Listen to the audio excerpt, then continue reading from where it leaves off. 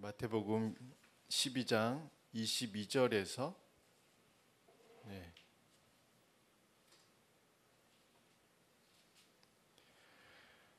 우리 한번 같이 읽겠습니다. 그때 귀신 들려 눈 멀고 말 못하는 사람을 데리고 왔거늘 예수께서 고쳐주심에 그 말 못하는 사람이 말하며 보게 된지라. 무리가 다 놀라 이르되 이는 다윗의 자손이 아니냐 하니 바리새인들은 듣고 이르되 이가 귀신의 왕 바알세불을 힘입지 않고는 귀신을 쫓아내지 못하느니라 하거늘 예수께서 그들의 생각을 아시고 이르시되 스스로 분쟁하는 나라마다 황폐하여질 것이요 스스로 분쟁하는 동네나 집마다 서지 못하리라. 만일 사탄이 사탄을 쫓아내면 스스로 분쟁하는 것이니 그리하고야 어떻게 그의 나라가 서겠느냐.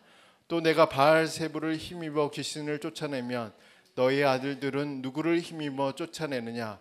그러므로 그들이 너희의 재판관이 되리라. 그러나 내가 하나님의 성령을 힘입어 귀신을 쫓아내는 것이면 하나님의 나라가 이미 너희에게 임하였느니라. 사람이 먼저 강한 자를 결박하지 않고서야 어떻게 그 강한 자의 집에 들어가 그 세간을 강탈하겠느냐. 결박한 후에야 그 집을 강탈하리라. 나와 함께 하지 아니하는 자는 나를 반대하는 자요 나와 함께 모으지 아니하는 자는 해치는 자니라. 아멘.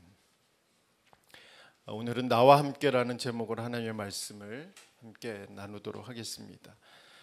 오늘 본문을 보통 바알세불 논쟁이라고 부릅니다. 이 논쟁은 예수님이 귀신을 쫓아내자 바리새인들은 예수님이 귀신의 왕 바알세불을 의지해서 귀신을 쫓아낸다고 주장하면서 시작됩니다. 이에 대해 예수님은 바리새인들의 주장의 허점들을 지적하면서 자신의 사역을 성령의 사역과 연결시켜서 자신의 사역을 통해서 하나님의 나라가 현재적으로 임했다라고 말씀하고 있습니다. 그리고 나서 예수님은 나와 함께 하지 않는 자, 다시 말해서 조롱하거나 비판하거나 부정하거나 침묵하거나 방관하는 자들은 예수님 자신을 반대하는 자이거나 예수님 자신이 해놓은 일들을 해방하고 방치는 자들이라고 그렇게 말씀하고 있습니다. 그래서 이 말씀은 신앙의 중립지대는 없다는 것을 말씀하시면서 자신과 함께 하지 않으면 자신을 방해하는 사탄과 함께하는 자라고 그렇게 말씀하고 있습니다. 자, 오늘 말씀을 통해서 우리가 깨달을 수 있는 메시지는 무엇일까요? 세 가지로 한번 살펴보겠습니다. 첫째는 가짜에 쉽게 속는 신앙에서 벗어나야 한다는 겁니다. 오늘 본문 말씀을 보면 예수님의 치유한 사람은 삼중의 고통을 겪고 있습니다. 귀신이 들렸고 눈 멀고 말 못하는 사람을 예수님은 고쳐주셨습니다. 무리들은 이런 일들을 본 적이 없기 때문에 매우 놀라워합니다. 그래서 즉각적으로 반응하고 있습니다. 다윗의 자손이 아니냐라는 말은 예수님을 성경에서 예언한 그 메시아가 아니냐라는 말입니다. 그런데 그때 바리새인들이 무리들을 향해서 예수님의 사역을 귀신의 왕 바알세불의 힘을 빌려서 행한 것이라고 그렇게 말하고 있습니다. 종교 지도자들의 말에 무리들의 반응은 차갑게 식어버렸습니다. 무리들의 반응이 차갑게 바뀐 것은 이곳에서만 일어나는 일들은 아닙니다. 예수님이 예루살렘으로 올라가면 올라갈수록 이 무리들은 가짜에 속아서 진짜 대신에 가짜를 선택합니다. 그리고 결국에는 선동하는 자들을 따라서 예수님 대신에 바라바를 요구하고 그리고 예수님에게는 십자가형을 소리치며 진짜를 십자가에 못 박는 사람들이 바로 이 무리들의 특징입니다. 이것이 바로 무리들의 특징인데 가짜를 진짜로 믿고 진짜를 가짜로 취급하는 사람들이 바로 무리들이 가지고 있는 사람들입니다. 그렇다면 우리는 어떻게 수많은 거짓과 또 가짜를 벗어나서 진정한 구원자이신 예수님과 함께 동행할 수 있을까요? 2023년 2월 11일 인터넷 게시물을 보니까 빙그레 바나나 우유가 가짜들의 천국에서 불리는 중국에서 카피당하지 않고 중국의 20대, 30대가 선호하는 음료가 된 이유에 대해서 기록한 기사가 있었습니다. 빙그레 우유는 당시에 수출할 당시에 중국 시장을 보면서 수출했는데 이 바나나 우유를 담은 용기를 여러 가지로 다변화하면서 중국의 시장을 노렸습니다. 그런데 이 용기가 카피되면서 중국에서 이 바나나 우유와 같은 그런 모조품들이 많이 일어나기 시작했습니다. 그래서 실패했습니다. 그런데 빙그레는 포기하지 않고 2014년에 중국 시장에 다시 도전하게 됩니다. 그래서 중국에 법인을 세우고 그리고 한국에서 인기를 누렸던 그 제품 그대로를 수출하게 되었고 그 결과 중국 내에서 큰 인기를 차지하게 되었습니다.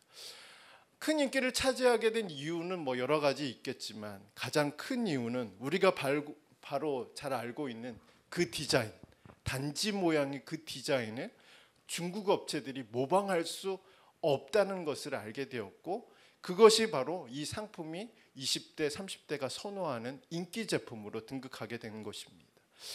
진정한 구원자이신 예수님과 동행하기 위해서도 우리가 해야 할 일은 우리가 만들어낸 예수, 사람들이 만들어낸 예수가 아니라 오리지널 예수를 찾는 것입니다. 그것은 곧 우리가 성경으로 돌아가서 우리의 진정한 구원자가 어떤 분이신지를 알고 진짜로 그분을 믿는 것입니다. 왜 우리가 다시 성경으로 돌아가야 하냐면 위조 집회 감별사 인터뷰 내용을 한번 통해서 얘기를 하냐면 그분이 이런 말씀을 하셨어요. 특별한 기술은 없다고 말씀하셨어요. 위조 지폐를 감별하는데 자신에겐 특별한 기술이 없다. 그냥 진짜만 쳐다보고 있으면 가짜가 눈에 들어온다는 거예요. 이게 바로 위조 지폐 감별사의 고백인데 이 기사의 인터뷰를 보면서 우리도 마찬가지로 왜 우리가 성경으로 돌아가야 되냐. 그것은 성경에서 만나는 예수님이 진짜이기 때문에 그렇습니다. 사람들은 자신 생각으로 예수님을 만들어내요. 예수님이 이랬으면 좋겠다. 예수님이 이렇게 할 것이다. 예수님이 이런 모습일 것이다. 라고 생각하지만 그렇지는 않습니다. 또 우리도 스스로 생각해내요. 예수님은 이런 분이실 거야. 상상 속에 예수님을 만들어내요. 그러다 보니까 문제가 뭐냐면 진짜 예수님은 따라가지 않고 내가 만들어낸 예수, 사람들이 만들어낸 예수를 따라가기 시작한다는 겁니다. 진짜 인생, 진짜 신앙인은 특별한 기술이 필요한 것은 아니라는 사실입니다. 오직 성경을 통해서 예수님이 누구이신지 그분을 바라보고 있는 것이 바로 가짜에 속지 않고 진짜를 찾아다니는 신앙인들의 모습입니다. 수많은 가짜에 속지 않으려면 결국은 우리는 위조 지폐 감별사처럼 진짜를 쳐다보고 있어야 되죠. 진짜를 만나야 합니다. 진짜를 따라가야 합니다. 그것이 바로 오늘 본문 말씀을 통해서 우리에게 주는 첫 번째 메시지입니다. 두 번째는 오늘 본문 말씀을 통해서 우리가 갖고 있어야 되는 신앙은 상식이 통하는 신앙을 가지고 있어야 합니다. 우리가 잘 아는 대로 상식이란 일반적인 사람들이 가지고 있어야 할 지식이나 판단력을 말합니다. 저는 상식이라는 정의를 조금 더 확장해서 일반적인 상식과 신자의 상식이라는 부분에서 한번 살펴보고 생각해 보고자 합니다. 오늘 본문 24절에서 또 28절까지의 말씀을 보면 바리새인들이 예수님의 사역을 바알세불의 힘으로 평가합니다. 그런데 예수님은 그들의 평가가 일반 상식에서 벗어난 것이라고 말씀하고 있습니다. 또한 신자가 가지고 있어야 할 영적인 상식에도 결핍되어 있다라고 분명하게 지적하고 있습니다. 25절과 26절의 말씀을 다시 살펴보면 예수님이 말씀하신 것들을 보면 어떤 나라든 마을이든 가정이든 스스로 분쟁하면 자멸한다. 설 수 없다. 세워질 수 없다라고 말씀하면서 사탄의 나라도 예외는 아니라고 말씀하고 있습니다. 그러니까 바리새인들이 사탄의 힘을 입어서 사탄을 쫓아낸다는 말은 일반 상식에서도 벗어난다는 말씀입니다. 더 나아가 27절과 28절의 말씀을 보면 예수님은 바리새인들이 일반 상식뿐만 아니라 영적인 상식, 곧 하나님을 믿는 자들이 가지고 있어야 할 지식에서도 부족하다라고 말씀하고 있습니다. 우리가 잘 아는 대로 예수님이 고쳐주신 사람은 귀신 들린 사람입니다. 눈 멀고 말 못하는 사람입니다. 예수님이 이 사람을 고쳐주신 것은 단 한 사람을 위한 기적은 아니었다는 사실이죠. 우리가 성경을 보면 예수님의 기적은 다 표적이었어요. 그 한 사람만을 위해서 고쳐주시는 게 아니라 그 한 사람을 통해서 통치권이 바뀌었다는 것을 사람들에게 알려주는 표적이라는 겁니다. 그래서 28절의 말씀을 보면 예수님께서 하나님의 나라가 이미 너에게 임하였다라고 말씀하는 이유가 바로 거기에 있습니다. 그러니까 이 한 사람을 고치는 것으로 인해서 끝나는 것이 아니라 이 한 사람을 고침으로 인해서 통치권이 바뀌었어. 이제 사탄의 영역에서 하나님의 영역으로 넘어간 거예요. 귀신의 장난에서 예수님의 그 놀라운 능력으로 바뀐 것을 이야기하고 있다는 사실입니다. 그렇기 때문에 사탄을 쫓아낼 수 없고 사탄이 나가는 것은, 귀신이 나가는 것은 결국 하나님이 통치하신다는 의미인데 그것을 바리새인들이 모르고 있다라고 말씀하고 있습니다. 예수님이 병자를 고치시고 자세하게 이렇게 설명하고 있는 이유는 그들이 가지고 있어야 할 하나님을 아는 지식이 부족하기 때문에 그렇습니다. 지식이 부족하니까 하나님의 상식이 통하지 않아요. 분명 믿는 사람인데 하나님의 상식, 하나님이 가지고 있는 상식이 있을 거 아니에요. 믿는 사람이면 이렇게 해야 되지, 믿는 사람이 이런 삶을 살아야 되지, 믿는 사람이면 이런 지식을 갖고 있어야 되지, 이게 분명 하나님이 가지고 있는 상식일 텐데 하나님의 상식도 통하지 않는다는 사실이에요. 하나님의 상식이 통하지 않으니까 예수님의 사역에 불신을 갖고 있는 거예요. 예수님의 사역을 반대합니다. 더 나아가 하나님의 나라가 이미 임했음에도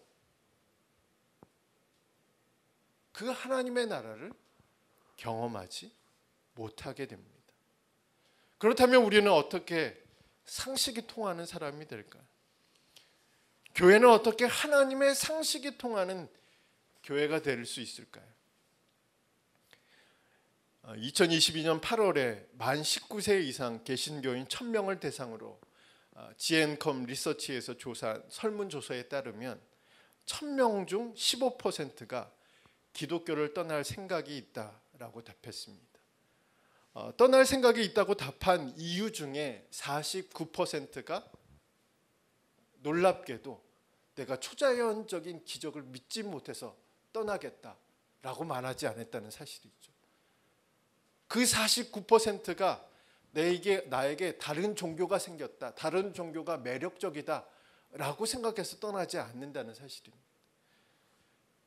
떠나겠다고 답한 사람 중에 49%는 다른 그리스도인들 때문에 떠나겠다 라고 답했습니다. 그 그리스도인들, 여기서 말하는 다른 그리스도인들은 열심이 없는 사람들일까요? 능력이 없는 사람들일까요? 아니면 상식이 없는 사람들일까요? 혹 하나님의 상식이 통하지 않는 그 사람들이 아닐까 우리는 생각해 볼 수도 있습니다. 물론 우리도 예외는 아닙니다. 우리에게도 지식이 없으면, 상식이 없으면 우리도 그 다른 그리스도인이라는 그 사람들과도 같을 수도 있습니다. 더 나아가서 지식이 있어도 그것을 실천하지 않으면 우리는 더 위험한 존재일 수 있습니다. 바리새인들이 어떤 사람들일까요? 성경 지식으로 충만한 사람들입니다. 그런데 바리새인들이 했던 역할들은 무엇일까? 그들의 말을 통해서 어떤 일들이 일어났을까요? 고침을 받는 사람들, 또 그 사건을 목도하는 사람들, 또 그 사건을 통해서 일하시는 하나님은 그 바리새인들의 말을 통해서 어떻게 반응하셨을까요? 이 바리새인들은 자신들의 지식을, 성경 지식을 자신들의 욕망과 질투에 의해서 그 지식을 사용하고 있다는 사실입니다. 그래서 그들의 말 한마디 한마디가 고침을 받는 사람들에게 깊은 상처를 주고 절망감을 심어주고, 그 사건을 바라보는 무리들에게는 실망과 좌절감을 심어주고, 또 그 사건을 통해서 일하시는 하나님의 계획까지도 망쳐놓는 일들을 합니다. 오늘 우리의 신앙은 어떻습니까? 상식이 통하는 신앙입니까? 하나님의 상식을 가지고 살고 있는 신앙인입니까? 자, 세 번째입니다. 세 번째, 오늘 본문 말씀을 통해서 우리가 가지고 있어야 할 신앙 세 번째는 빈집이 있다라고 믿는 신앙에서 벗어나야 합니다. 빈집이 있다고 믿는 신앙은 두 가지의 모습으로 나타납니다. 하나는 자신이 기독교 신앙을 갖게 된 것을 내가 복음을 듣고 예수님을 믿기로 결정했기 때문이라고 생각합니다. 또한 내 노력으로 어느 정도 위치까지 올라갈 수 있다라고 생각합니다. 그래서 열심히 합니다. 최선을 다합니다. 왜냐하면 자신이 선택하고 결정했기 때문에 자신이 손을 놓는 그 순간 모든 것이 제자리로 돌아갈 것이라고 믿고 있기 때문입니다. 정말 신앙이 그런 것일까요? 자, 두 번째로 빈집이 있다고 믿는 또 다른 신앙은 이와는 정반대의 위치에 있는 사람입니다. 이들은 하나님의 은혜를 알고 있습니다. 그 은혜로 자신이 구원받았다라고 생각합니다. 또 자신의 노력만으로는 그 어떤 것도 완벽하게 이룰 수 없다라고 생각합니다. 그래서 적당히 해도 된다고 생각합니다.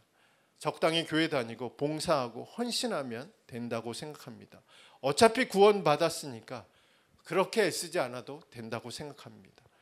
제자가 되기에는 부담스러우니까 무리들처럼 먼 발치에서 예수님만 따르면 된다고 생각합니다. 정말 신앙이 그런 것일까요? 이런 모습들과 빈집이 매치가 됩니까? 제가 왜 이런 모습들을 빈집이 있다고 믿는 신앙이라고 말하고 있는 이유를 발견하셨습니까? 우리가 가진 신앙은 소유권의 문제입니다. 이 소유권은 우리의 선택과 노력으로 얻어지는 것은 아닙니다.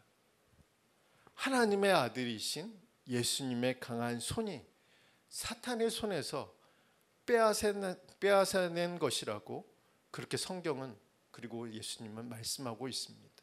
그것이 바로 우리의 구원이고 우리의 신앙생활의 시작이라고 말하고 있습니다. 또한 우리의 신앙생활은 하나님의 아들의 그 강력한 손을 의지하지 않고는 지금도 믿는 자들을 넘어뜨리고 그 악한 영향력을 행사하려는 사탄의 손, 우리를 빼앗긴 그 악한 자의 손에서 벗어날 수 없는 것이 우리의 신앙생활입니다. 한마디로 신앙은 전쟁터입니다. 내 힘과 노력을 가지고 악한 자를 이길 수 없습니다. 사탄을 이길 수 없습니다. 적당히라는 무기를 가지고 우리는 전쟁터에 나가서 승리할 수 없습니다. 2023년 우리나라 국방 예산이 57조입니다. 매년 어마어마한 금액을 국방비에 책정합니다. 그런데 이 예산은 전 세계 국가들 중에 10위 정도에 해당되는 그런 예산입니다. 미국 예산은 어떨까요? 미국의 국방비 예산은 우리나라 1년 예산보다 더 많습니다. 왜 이렇게 많은 예산이 필요할까요? 왜 이렇게 많은 돈이 국방비에 들어가야 할까요? 그것은 전쟁터에 적당이라는 무기가 없기 때문에 그렇습니다. 전쟁터에서는 항상 최신의 무기, 최적의 상태가 준비되어 있을 때 그 모든 전쟁에서 이길 수 있다라고 믿고 있기 때문에 이렇게 어마어마한 금액의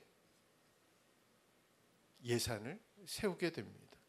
본문으로 다시 돌아와서 29절의 말씀을 보면 우리는 빈집이 애초에 없다는 사실들을 찾아볼 수 있습니다.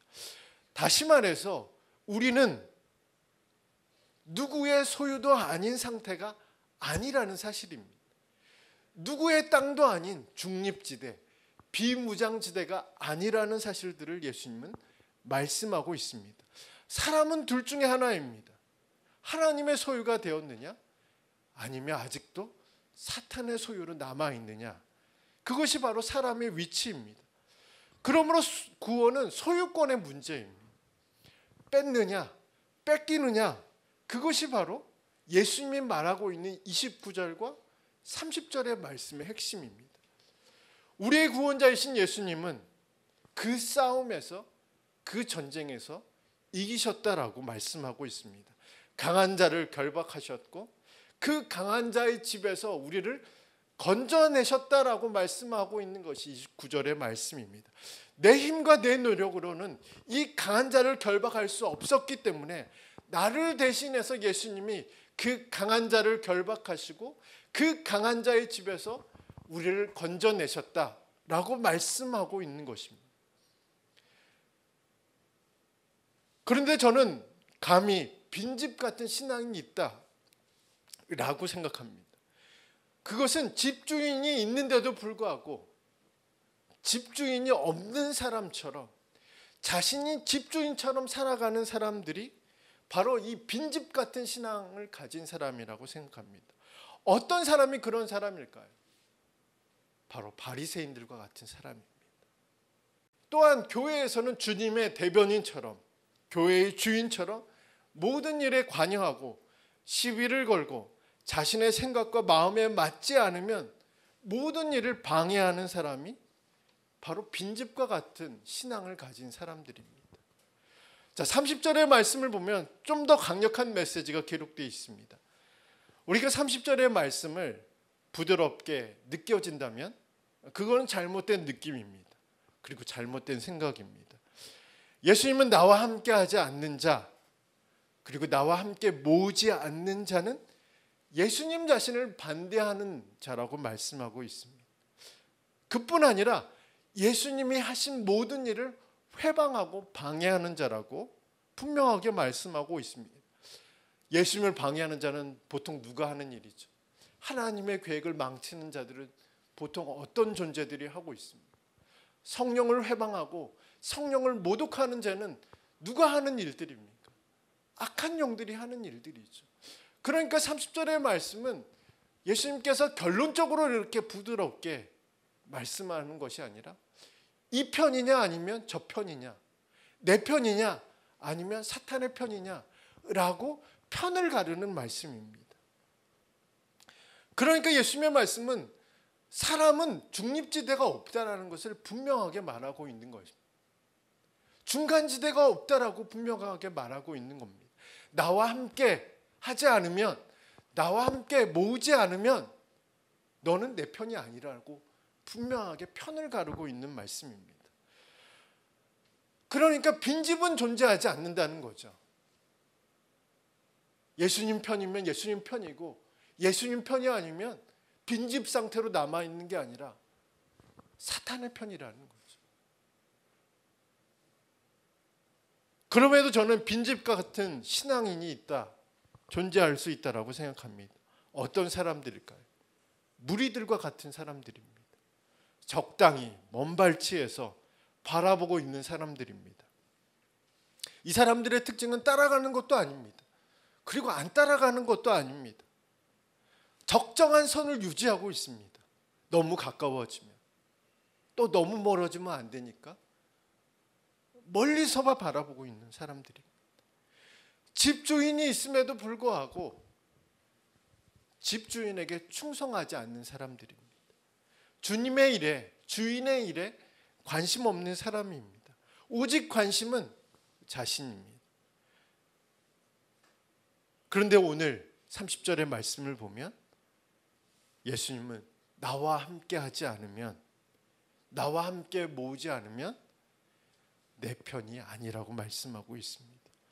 더 구체적으로 말하자면 주님의 편이 아니면 사탄의 편이라고 말씀하고 있습니다. 그러므로 적당히 먼 발치에서 따라가는 신앙인들은 주님의 편에 있다라고 스스로 맹신해서는 안 됩니다. 이 편은 내가 결정하는 것이 아니기 때문에 그렇습니다. 내가 주님의 편이다라고 말했다고 해서 내가 주님의 편이 될 수 있는 것은 아니라는 이야기입니다. 내가 이렇게 먼 발치에서 예수님을 바라보고 있어도 나는 주님의 편이다라고 생각한다면 그거는 우리의 착각일 수도 있습니다. 편을 가르는 것은 내가 아니라 우리의 심판자이신 예수님이 편을 가르십니다. 그렇기 때문에 우리는 이 빈집과 같은 신앙을 벗어나야 합니다. 그렇다면 우리는 이 빈집과 같은 신앙에서 벗어나기 위해서 어떤 일들을 할 수 있을까요? 간단하게 말하면 소유권을 넘기는 겁니다. 이 소유권, 내 인생에 대한 소유권, 내 삶에 대한 소유권, 내가 가지고 있는 이 소유권은 원래 우리가 예수님 믿기로 시작한 그날부터 예수님께 완전히 넘어간 것입니다. 우리는 예수님을 믿을 때 나의 옛사람은 죽었다라고 그렇게 고백하고 믿었습니다. 나의 옛 자아는 죽었다라고 그렇게 고백하고 믿었습니다.